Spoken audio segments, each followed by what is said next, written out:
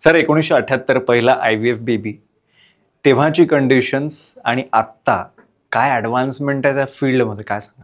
तुम्हाला माहिती आहे 1978ला पहिलं IVF बेबी जे झालं, त्याच्यानंतर फक्त 6 महिन्यात इंडिपेंडंट रिसर्चने भारतातलं पहिलं बेबी झालं. इंडिपेंडंट म्हणजे तिथलं IVF चा रिसर्च इंडिपेंडंट चालू होता. इकडे सुद्धा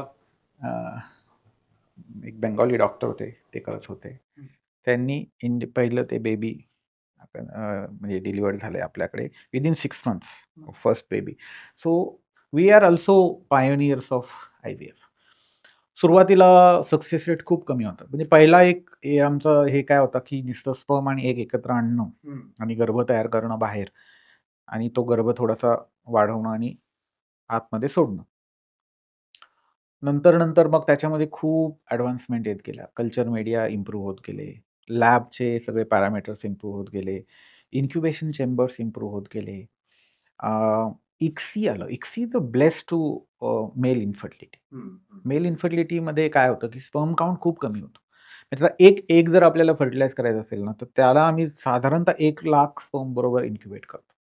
तेव्हा त्यातला एक कुठेतरी आतमध्ये पेनिट्रेट करू शकतो. एगच्या भोवतीनं असे लेयर्स ऑफ सेल्स असतात, nourishing cells, but they don't let their sperm go inside. Only fit can go inside. Survival of fittest तिथे लावलेला असतो तो प्रिन्सिपल. सो त्याच्यामध्ये काय होतं की you need lot of sperms, आणि कधी कधी काउंट खूप कमी झालेला असतो. त्यात पण मॉर्फोलॉजिकली चांगले पाहिजेत. सो आता त्याच्यात अजून ॲडव्हान्समेंट ICSI आली त्यावेळेला मात्र खूप इझी झालं. ICSI मध्ये काय करतो आम्ही, अंडर मायक्रोस्कोप, इन्व्हर्टेड मायक्रोस्कोप असतो. म्हणजे एरवी आपण वरून पाहतो ना, ते इन्व्हर्टेड मायक्रोस्कोप मध्ये खालून पाहिलं जातं. म्हणजे बॉटम ऑफ द डिश पाहिलं जातं, पेट्री डिश, आणि वरून इन्स्ट्रुमेंट येतात. आणि त्या इन्स्ट्रुमेंटमध्ये एक होल्डिंग पिपेट असते की इंजेक्शन निडल असते. होल्डिंग पिपेट एगला होल्ड करते, इंजेक्शन निडल एक स्पर्म ॲस्पिरेट करून त्या एगमध्ये इंजेक्ट करते. It's called intracytoplasmic sperm injection. खूप सुंदर प्रोसिजर आहे. म्हणजे मी स्वतः करतो. आय कॅन, म्हणजे ती असं डिव्हाइन प्रोसिजर म्हणतो ना, क्रिएशन आपण करत असतो काहीतरी. ते झालं. त्याच्यानंतर फ्रीजिंगची टेक्नॉलॉजी आली. Freezing is also bless. म्हणजे पहिलं काय व्हायचं माहिती आहे का, गर्भ समजा आता मला 15 एग्स मिळाले आणि त्या 15 एग्सचे समजा 7-8 गर्भ तयार झाले. Either you will release all those embryos in the uterus, or त्यातले काही जर टाकले तर मग काही फेकून द्यायला लागत. कारण 7-8 टाकले तर मग कधी कधी 5-5, 6-6 प्रेग्नन्सीज एकाच वेळेला कन्सिव्ह व्हायचे. Triplet, quadruplet. बरं, ते प्रेग्नन्सीचा नंबर वाढला. Human body is devise to grow only one baby. ट्विन्सला पण कॉम्प्लिकेशन्स खूप जास्त होतात. ट्रिपलेट आणि त्याच्या पुढे तर मग जेस्टेशनल एजेस कमी होतो. आणि ते प्रत्येक बाळाला पुढे NICU वगैरे खूप बेकार परिस्थिती होती.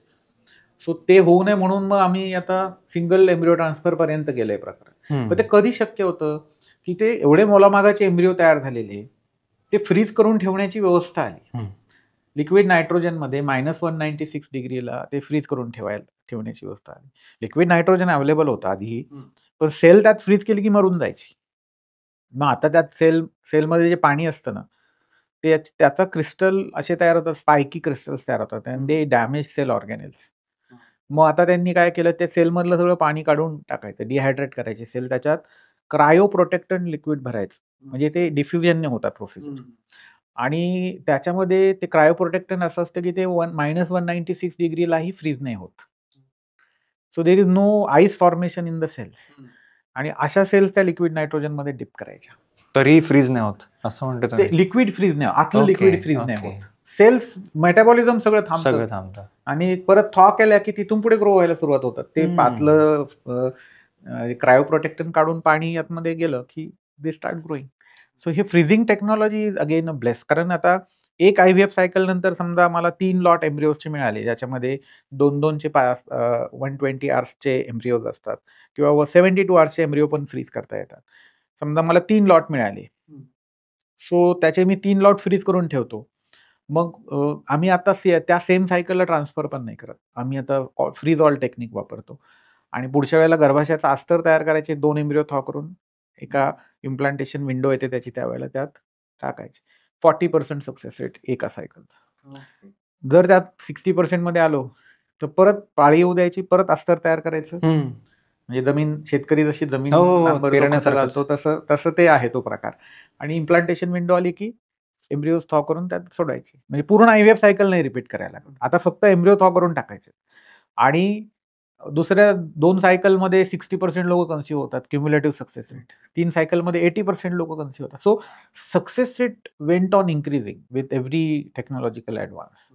आणि अजून खूप सारे टेक्निक आलेत. प्री इम्प्लांटेशन जेनेटिक डायग्नोसिस नावाचं एक टेक्निक आहे. त्याच्यामध्ये एम्ब्रिओजचे बायोप्सीज घेतल्या जातात, किंवा ते एम्ब्रिओ ग्रो होताना काही सेल्स शेड करतात आता त्या लिक्विडमध्ये, त्या सेल्स आपण जेनेटिक टेस्टिंगसाठी पाठवतो आणि जेनेटिकली नॉर्मल असलेले एम्ब्रिओज ट्रान्सफर करतो. सो आता यू कॅन, म्हणजे जेनेटिक इंजिनिअरिंग नाही करू शकत आपण त्यात, पण त्याला लॉज आहेत. आणि किंवा सेक्स सिलेक्शन नाही करू शकत त्याच्यामध्ये, त्यालाही लॉज आहेत. पण yes, we can transfer only genetically normal embryos. म्हणजे त्यात इम्प्लांटेशन रेट वाढतो, ते बाळ पुढे डिफेक्टिव्ह होणार नाही याची शक्यता वाढते. सो अशा टेक्नॉलॉजिकली ॲडव्हान्समेंट होत गेल्या.